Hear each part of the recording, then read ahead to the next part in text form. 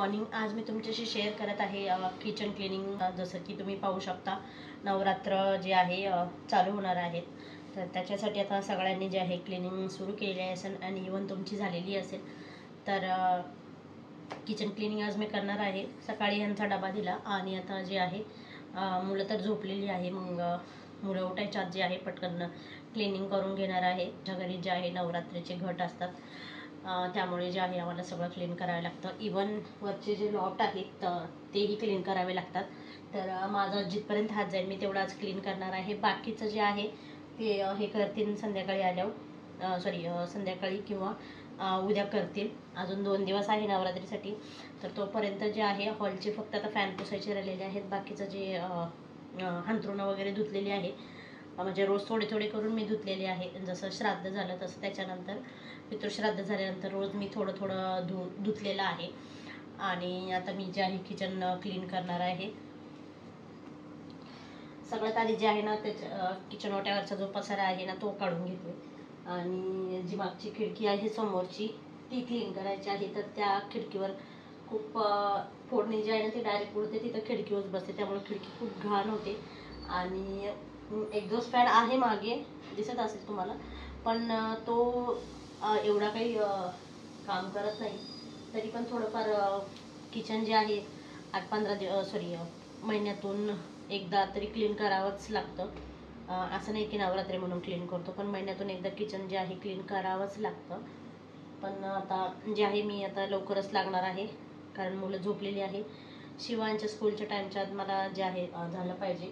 मला माहिती आजच्या आज एवढं काही होणार नाही, तर जसं जमेल तसं मी दिवसभरात आज जे आहे पूर्ण किचनचं करणार आहे. आई घरी नाही, ते त्यांना झालं डेंगू, म्हणजे माझ्या सासूबाईंना. त्यामुळे जे आहे मला पटकन आवरायचं आहे मुलं उठायच्या. नवरात्रीसाठी जे आहे ना पूर्ण किचनची साफसफाई सुरू होती. तर सगळ्यात आधी जे आहे ना ओट्यावरचं सगळं जे काही सामान आहे ना ते आधी खाली ठेवलं, जेणेकरून ओटा जो आहे ना तो व्यवस्थित धुतला जाईल. कारण सामान नसेल तर ओटा धुताच येणार नाही, म्हणून सगळं सामान जे आहे ना आधी खाली काढून घेतलं. ही मागची जी खिडकी आहे ना ती धुण्यासाठी इथे जे आहे ना मी सर्फचं पाणी घेतलेलं होतं आणि त्यामध्ये थोडंसं जे आहे ना विमचं जे लिक्विड जेल असतं, म्हणजे डिशवॉश जेल, भांडी घासायचं जेल असतं ना, ते मिक्स केलेलं होतं, जेणेकरून जो काही चिकटपणा असेल ना खिडकीला लागलेला तो सगळा निघून जावा म्हणून. तर सगळ्यात आधी जे खिडकी आणि ह्या ज्या साईडच्या ज्या फ्लोअर आहे, टाईल्स आहेत, आणि हा जो कडप्पा आहे ना तो घासून घेतला. आणि त्याच्यानंतर जे आहे ना पाणी वगैरे ओतून धुवून घेतलं. पाणी ओतून धुवून घेतलं ना की छान असं व्यवस्थित क्लीन होऊन जातं, कारण ऑलरेडी ही खिडकी जी आहे ना ती खूप चिकट झालेली होती. किचनची साफसफाई करताना नेहमी जे आहे ना मी हे जे लॉफ्ट आहे ह्याच्यासाठी जे आहे ना साधा जो आपला स्पंज असतो ना तो यूज करते. कारण हे जे आहे ना ॲक्रेलिक शीट आहे आणि त्याच्यावर स्क्रॅचेस पडायची भीती असते, म्हणून लॉफ्टवर आणि ट्रॉल्यांवर स्पंजच यूज करते. तर पहा असं छानसं असं किचन स्वच्छ झालेलं आहे. त्यानंतर जे आहे ना मेन हॉलची साफसफाई करायची होती.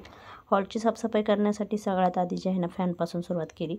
फॅन जो आहे ना तो फक्त त्याच्यावर धूळ बसते आणि त्याच्या ज्या पात्या आहे ना त्या पात्याच्या कडेला थोडासा चिकट झालेला होता, आम्ही फक्त झटकून घेतला. त्याच्यानंतर हे जे आहेत ना ते फॅन वगैरे व्यवस्थित पुसून घेतील, कारण फॅन पुसण्यासाठी माझा एवढा हात वर जात नाही. आणि ह्या ज्या आहे ना POPची जी डिझाईन तुम्ही बघू शकता, गोल आहे अशी दूरदर्शनच्या आकारासारखी, तर त्याचे जे अँगल्स आहेत ना त्याच्यामध्ये ना खूप धूळ असते, तर म्हणून ते ना असं व्यवस्थित क्लीन करावं लागतं. तर अशा प्रकारे जे आहे ना हॉलची ही क्लिनिंग करून घेतली. हॉलच्या क्लिनिंगमध्ये मेन जो पार्ट असतो ना तो फॅनचा जास्त आहे, कारण फॅनवर खूप धूळ बसते.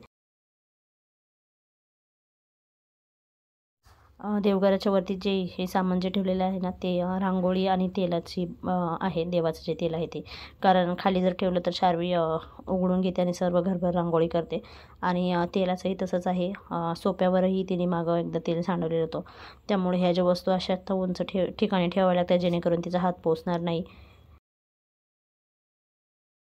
त्याच्यानंतर जे आहे ना AC मेन करून खूप धूळ असते ACवर, कारण आपलं तिकडं रोज आपण तिथं काही झाडू वगैरे मारत नाही, त्यामुळे हा भाग क्लीन करणे गरजेचा असतो.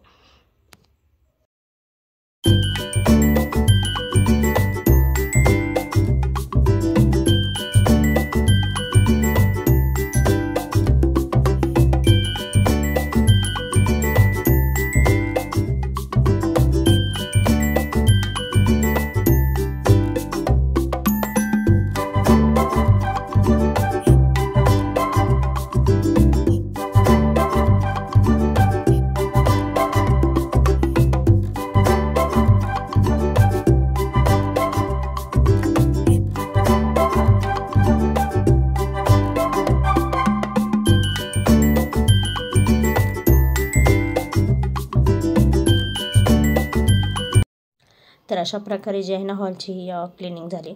त्याच्यानंतर जेव्हा दोन्ही बेडरूम्स होत्या तर ही एक बेडरूम आहे, ह्या बेडरूमची ही क्लिनिंग करून घेतली. इथे जे आहे ना कपाटाच्या वरती जे आहे ना अशी धूळ साचते, थोडीशी स्पेस आहे मध्ये, त्यामुळे इथे जे आहे ना जास्त धूळ बसते, तर ती आधी क्लीन करून घेतली. त्याच्यानंतर जे आहे ना पूर्ण हे कपाट झटकून वगैरे घेतलं. भिंतींनाही थोडंसं झटकून घेतलं. भिंती जे आहे ना ते पुसायच्या राहिलेल्या आहेत, त्यानंतर पुसेन, पण आधी फक्त झाडून झटकून घेते मी. आणि फॅन जो आहे ना तोही क्लीन करायचा होता. तर फॅन तर सेम इथे पण माझा काही पूर्ण हात पोचत नाही, म्हणून जे आहे ना मी फक्त फॅन झटकून घेतला. फॅन पुसायचं काम हे नंतर करते. इथे सुद्धा जे आहे ना रूममध्ये POP केलेली आहे, तर तिथंसुद्धा जो गॅप आहे ना POPच्या इथं तोही क्लीन करावा लागतो. पहा एवढी धूळ पडलेली आहे खाली.